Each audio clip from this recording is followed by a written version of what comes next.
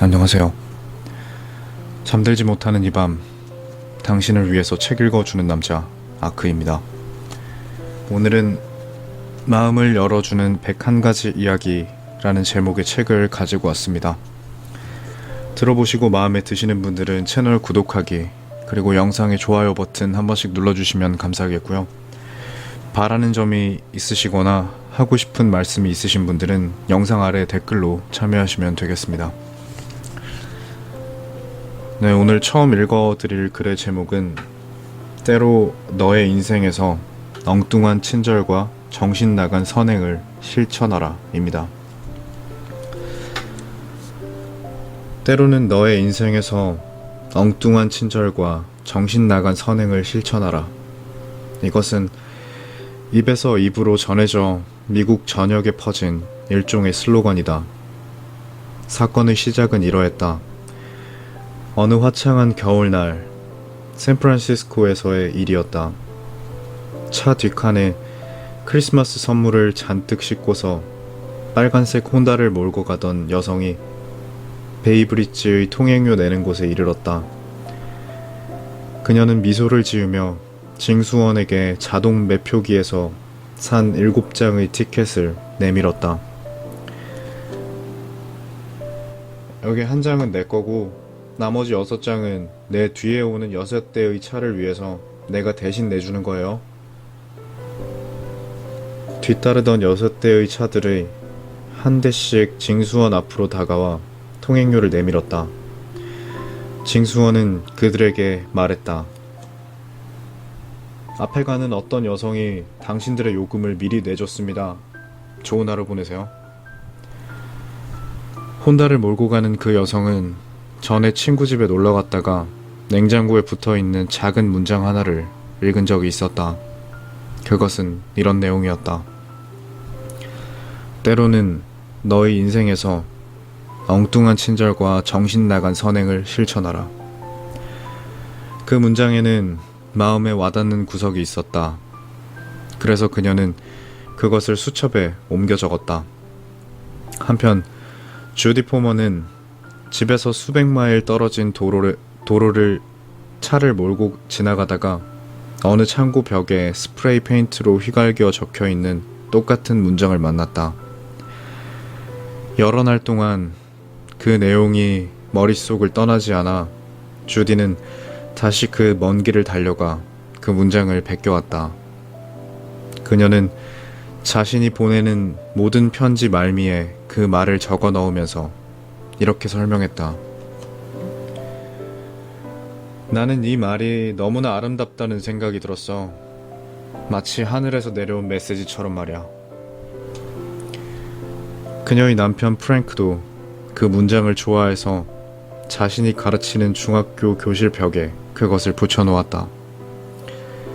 그런데 학생들 중 하나가 그 지역 신문의 논설위원의 딸이었다. 논설위원은 그 문장을 신문에 실으면서 자신도 그 말을 좋아하긴 하지만 그것이 누가 한 말인지 또는 정확한 의미가 무엇인지는 모르겠다고 덧붙였다. 이틀 뒤 그 논설위원은 앤 허버트로부터 다음과 같은 말을 들었다. 늘씬한 40대의 금발 여성 앤은 10대 부자촌에 꼽히는 마린에 살고 있었다.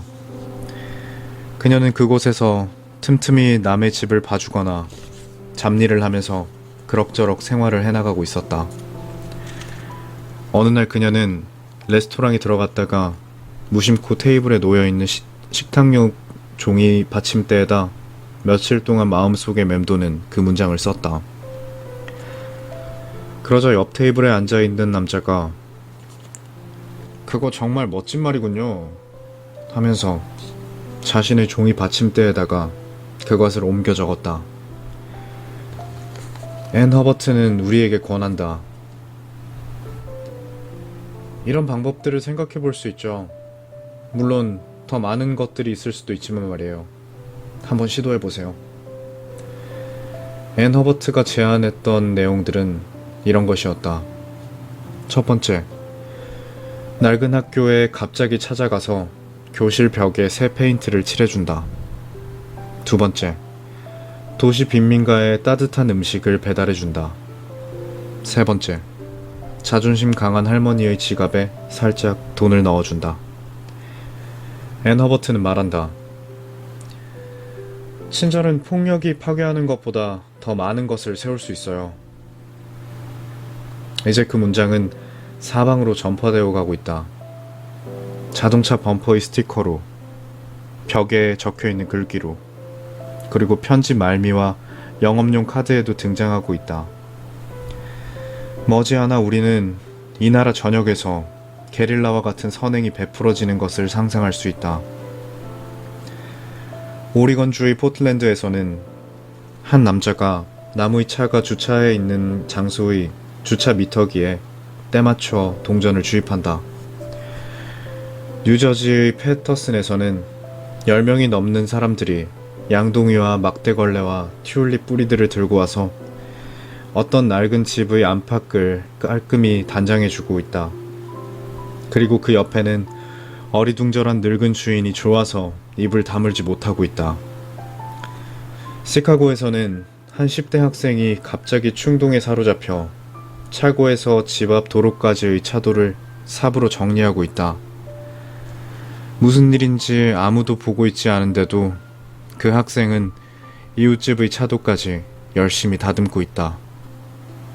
이것은 매우 긍정적인 무정부 상태이며 무질서이고 기분 좋은 혼란이다. 보스턴의 한 여성은 은행 직원에게 수표를 내밀면서 수표 뒤에다가 메리 크리스마스라고 쓴다.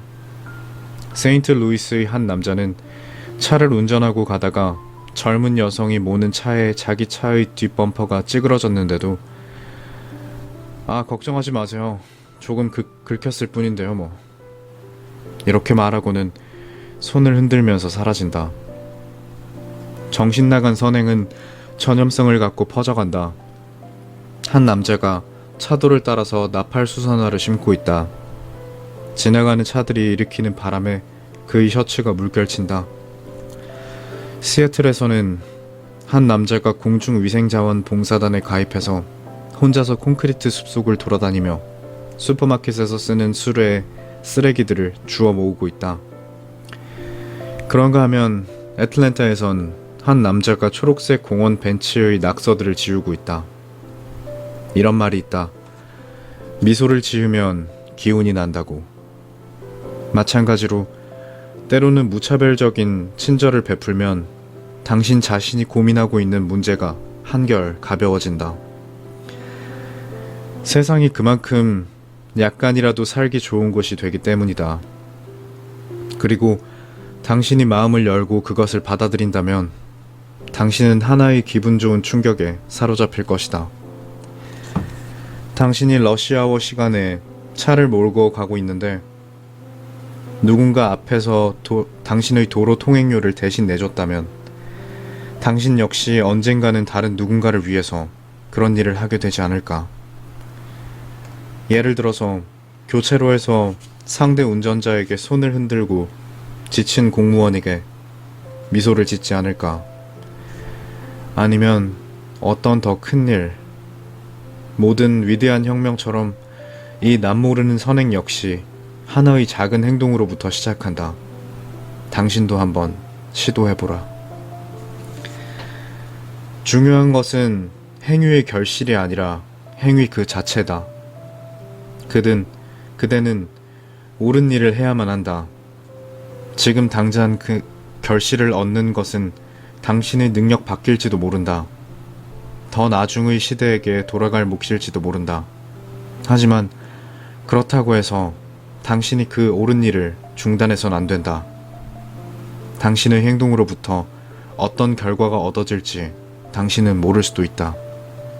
그러나 당신이 아무것도 하지 않는다면 아무런 결과도 없을 것이다.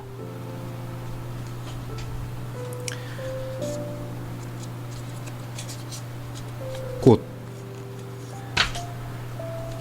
나에게는 많은 꽃이 있습니다. 그가 말했다. 하지만 아이들이야말로 가장 아름다운 꽃이죠. 한동안 어떤 신도가 일요일 아침마다 내 양복 상의의 단추구멍에 장미꽃을 한 송이씩 꽂아주었다. 처음에는 그것을 감사한 일이라 여겼지만 매 주일 그 일이 반복되다 보니 어느덧 그것에 대해서는 별로 신경을 쓰지 않게 되었다. 물론 그 성의에 감사하다고 말하긴 했지만 그것도 일상적인 표현에 그치게 되었다. 그러던 어느 일요일 아침, 내가 대수롭지 않게 받아들이던 그 일이 매우 특별한 일로 내게 다가온 사건이 있었다. 일요일 예배를 마치고 교회 밖으로 나서는데 한 어린아이가 내게 다가왔다. 아이는 바로 내 앞까지 걸어오더니 이렇게 묻는 것이었다. 목사님, 이제 그 꽃을 어떻게 하실 건가요? 처음에 나는 그 아이가 무슨 말을 하는지 몰랐지만 이내 말뜻을 이해했다. 나는 코트에 꽂힌 장미를 가리키며 물었다. 아, 이 꽃 말이니?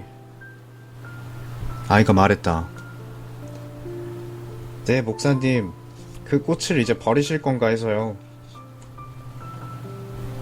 그 말에 나는 미소를 지으면서 네가 원한다면 그 꽃을 가져가도 된다고 말했다. 그리고 무심코 그 꽃을 갖고 뭘 할 거냐고 물었다. 그러자 이제 10살 정도밖에 안 돼 보이는 그 아이는 나를 쳐다보며 말했다. 아, 할머니한테 그 꽃을 드리려고요. 작년에 엄마랑 아빠가 이혼을 하셨거든요. 그리고 저는 엄마하고 살고 있었는데 엄마가 다른 남자랑 재혼하면서 저를 아빠에게 보냈어요. 한동안 아빠하고 살았지만 아빠가 또다시 저를 할머니 집에 보냈어요. 그래서 지금은 할머니랑 같이 살고 있어요. 할머니는 저한테 무척 잘해주세요. 음식도 만들어주시고 모든 거를 다 돌봐주세요. 할머니가 너무 저한테 잘해주시기 때문에 그 사랑에 대한 보답으로 그 꽃을 갖다 드리고 싶어요. 아이가 말을 마치고 났을 때 나는 눈물이 글썽거려서 아무 말도 할 수가 없었다. 그 아이의 말이 내 영혼 깊은 곳에 와닿았다. 나는 더듬거리는 손으로 코트에서 꽃을 떼었다. 그리고 그것을 손에 들고 아이를 바라보면서 말했다. 방금 네가 한 이야기는 내가 여태까지 들었던 그 어떤 이야기들보다 감동적이구나. 하지만 너는 이 꽃을 가져가면 안 된다. 왜냐하면 이것만으로는 충분하지 않으니까 말이야. 저기 설교단에 가면 거기에 큰 꽃바구니가 놓여 있을 게다. 매 주일마다 한 가정씩 돌아가면서 그 꽃을 주님 앞에 바친단다. 그것을 네 할머니께 갖다 드려라. 그분은 그것을 받을 만한 충분한 자격이 있으시니까. 이때 아이가 한 마지막 말은 내 마음에 깊은 인상을 더해 주었다. 나는 지금까지도 그 말을 소중하게 기억하고 있다. 아이는 기쁜 얼굴로 나를 쳐다보면서 말했다. 와, 정말 행복한 날이네요. 꽃 한 송이만 원했을 뿐인데 이 아름다운 꽃을 한 바구니나 얻게 됐으니까요.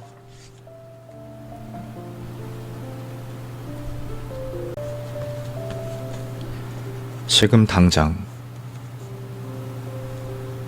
만약 우리 인생이 단지 5분밖에 남지 않았다는 사실을 안다면 우리 모두는 공중전화 박스로 달려가서 자신이 소중한 사람들에게 전화를 걸 것이다.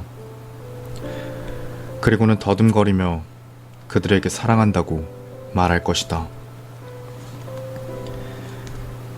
어른들을 가르치는 한 워크숍에서 나는 최근에 매우 무례한 일을 저질렀다. 어른들에게 숙제를 낸 것이다. 숙제 내용은 다음 일주일 동안 자신이 사랑하는 사람에게로 가서 사랑한다고 말하되 반드시 전에 한 번도 그 말을 하지 않은 사람이거나 오랫동안 그런 적이 없는 사람에게 해야만 한다는 것이었다. 그것이 무엇이 어려운 것이냐고 하겠지만 그 그룹의 수강생들 모두가 35세가 넘었고 자신의 감정을 표현하는 것은 사내가 할 짓이 못 된다고 배운 세대라는 사실을 염두에 둔다면 생각이 달라질 것이다. 속마음을 드러내거나 눈물을 흘리는 일 따위는 결코 해서는 안 된다고 그들은 배웠다. 따라서 어떤 사람에게는 내가 낸 숙제가 대단히 어려운 일이었을 것이다. 그 다음 워크숍 시간이 되자 나는 수강생들에게 자신이 누군가에게 사랑한다고 말했을 때 어떤 일이 일어났는가를 말해보게 했다. 나는 평소처럼 여성이 먼저 손을 들어줄 줄 알았다. 하지만 그날 저녁에 손을 든 사람은 남자였다. 그는 무척 감동을 받은 것처럼 보였고 약간 떨기까지 했다. 의자에서 일어난 그는 180cm가 넘는 큰 키였다. 그는 이야기를 시작했다. 데니스 선생, 지난주에 당신이 이 숙제를 냈을 때 나는 무척 화가 났었습니다. 나는 그런 말을 해야 할 상대도 갖고 있지 않았을 뿐더러 당신이 그런 개인적인 일을 숙제로 낼 필요는 없다는 생각까지 했죠. 하지만 차를 몰고 집으로 돌아가는데 내 양심이 나한테 말을 걸기 시작하더군요. 내가 누구에게 사랑한다는 말을 해야만 하는가 내 스스로 잘 알고 있지 않느냐, 이렇게 양심이 나한테 말을 하는 것이었습니다. 5년 전에 나는 아버지와 어떤 문제로 심하게 다투었고 그 이후로 그 감정을 그대로 아는 채 살아왔습니다. 우리는 크리스마스 때나 다른 불가피한 가족 모임을 제외하고서는 서로 마주치기를 꺼려했죠. 지난주 화요일에 당신의 워크숍에 참석하고 나서 차를 몰고 집에 도착할 무렵에 나는 아버지에게로 가서 사랑한다는 말을 해야만 한다고 내 자신을 설득시켰습니다. 좀 우스운 행동이긴 하지만 일단 결정을 내리고 나니까 마음의 무거운 짐이 덜어지는 게 느껴지더군요. 집에 도착한 즉시 나는 집 안으로 뛰어들어가서 내 아내에게 내가 어떤 계획을 가지고 있는지 말하려고 했죠. 아내는 이미 잠자리에 든 후였지만 나는 아내를 흔들어서 깨웠습니다. 내 이야기를 듣자 침대에 누워있던 아내는 벌떡 일어나더니 나를 껴안는 것이었습니다. 아내는 결혼 후에 처음으로 내가 눈물을 흘리는 걸 봤죠. 우리는 밤늦도록 커피를 마시면서 얘기를 나눴습니다. 정말 멋진 밤이었죠. 다음날 아침에 나는 여느 때보다 일찍 더 밝은 기분으로 일어났습니다. 사실은 너무 흥분해서 제대로 잠을 잘 수가 없었지만요. 일찍 사무실로 가서 그 전에는 하루 종일 걸렸던 일들을 2시간 만에 해치웠습니다. 오전 9시가 돼서 나는 아버지에게 전화를 걸었습니다. 아버지가 전화를 받았을 때 나는 간단히 이렇게만 말했습니다. 아버지, 오늘 저녁에 퇴근길에 잠깐 들러도 될까요? 드릴 말씀이 있어서요. 그러자 아버지는 기분이 언짢은 듯 뭐 때문에 그러냐 하고 되물으시더군요. 오랜 시간을 빼앗진 않을 거라고 안심시켜드렸더니 아버지는 마지못해서 승낙을 하셨습니다. 오후 5시 반이 돼서 나는 아버지의 집으로 가서 초인종을 눌렀습니다. 아버지가 문을 열러 나오시기만을 기도하면서 말입니다. 만일 어머니가 나오시면 나 자신은 금방 겁쟁이가 되어서 어머니에게 대신 그 말을 하게 될까봐 겁이 났던 겁니다. 다행히 아버지가 문을 여셨습니다. 나는 시간을 끌 필요도 없이 곧장 문 안으로 한 걸음 들어가서 아버지에게 말했습니다. 아버지, 사랑한다는 말씀을 드리려고 왔습니다. 저는 아버지를 그 누구보다도 더 사랑해요. 그 순간 아버지의 내면에 큰 변화가 일어난 듯 했습니다. 내가 보는 앞에서 아버지는 얼굴이 부드러워지시더니 주름살이 사라지면서 눈물을 흘리기 시작하셨어요. 아버지는 두 팔을 뻗어서 나를 껴안으시면서 말씀하셨습니다. 나도 널 사랑한단다 얘야. 하지만 여태까진 그 말을 할 수가 없었어. 나는 너무도 감동되어서 한 발자국도 움직이고 싶지 않았습니다. 어머니가 눈물을 글썽이면서 다가오시더군요. 나는 손을 들어 보이면서 어머니에게 인사를 했습니다. 아버지와 나는 잠시 동안 그렇게 껴안고 있었습니다. 그리고 나서 그곳을 떠났죠. 지금까지 오랫동안 나는 그런 감동적인 순간들을 느끼지 못한 채로 살아왔었습니다. 하지만 내가 말하려고 하는 건 그게 아니었습니다. 내가 방문한 이후 이틀 뒤 아버지께서는 그만 심장마비로 쓰러져서 병원에 입원하셨습니다. 그동안 심장병을 심하게 앓으시면서도 나에게는 아무런 말씀도 안 하셨던 것이죠.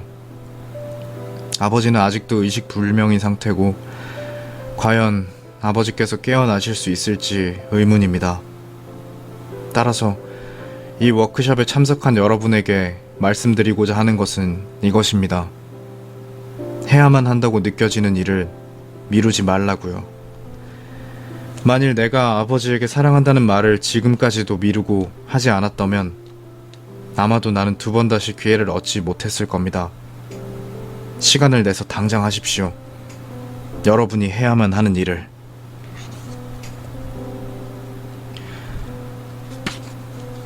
네, 오늘 준비한 내용은 여기까지고요. 끝까지 들어주셔서 감사합니다. 잘 자요. 좋은 꿈 꾸고요.